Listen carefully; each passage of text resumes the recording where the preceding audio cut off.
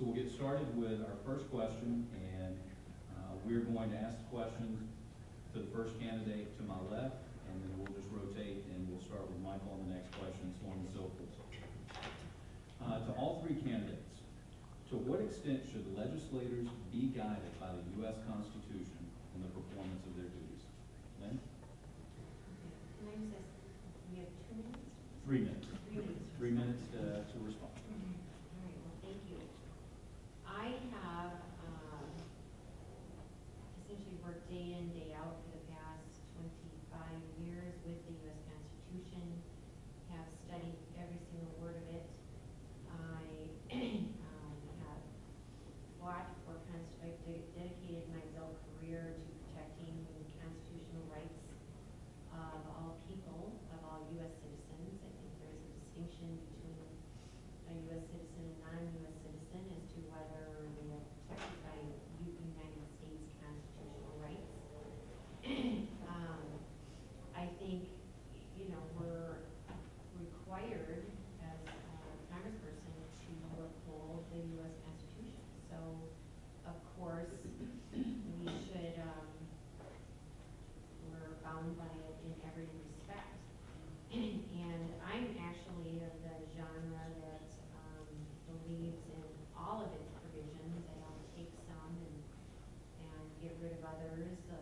Many people in each party select the ones they like and ignore the ones that they don't like.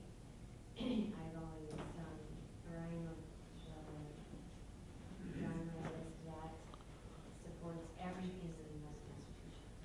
I think it's a sacred document. I would not lightly tinker with it. I think too often these days, both at the state and federal level, people want to do everything that they don't like in order to enact a new constitutional amendment.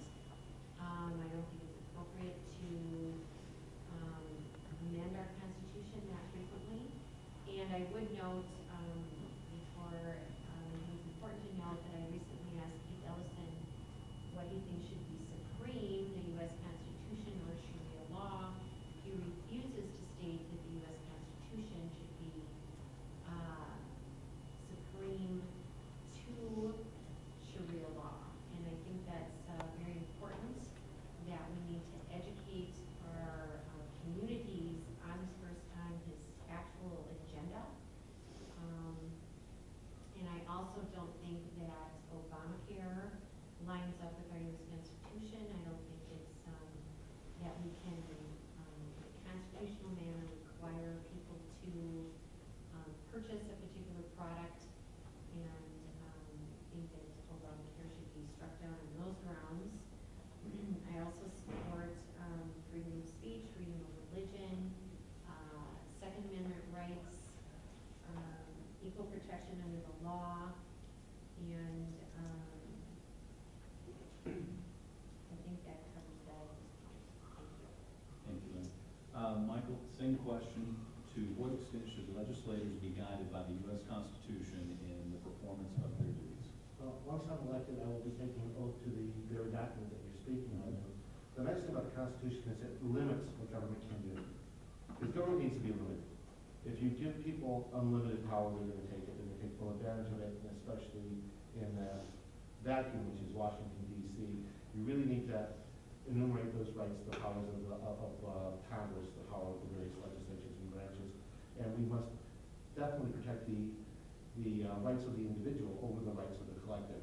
And I think that's what the Constitution does and what it says. And I think that's really what Thomas Paine and our founding fathers meant when they crafted the document, even though Paine actually opposed the document in the Constitutional Convention, that we have to limit what government is. And without those limits, well, right now we don't abide by the Constitution, so those limits are constantly violated. So we have a lot of work to do to scale that government to be actually within the guidance of the Constitution.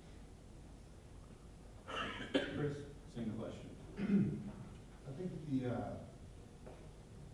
well, first let me say this. For the last 21 years in uniform, I've sworn to defend the Constitution. And I've done so with my very own life. And I have been in those situations where it is tough as a Marine, where you do want to pack it in, and you do want to say that, hey, this isn't working, okay?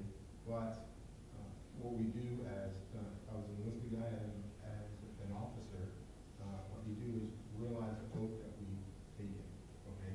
And so, what I would say with regard to the Constitution is, it is a guiding principle, and every member of Congress must have that at the forefront of every action that it takes, okay?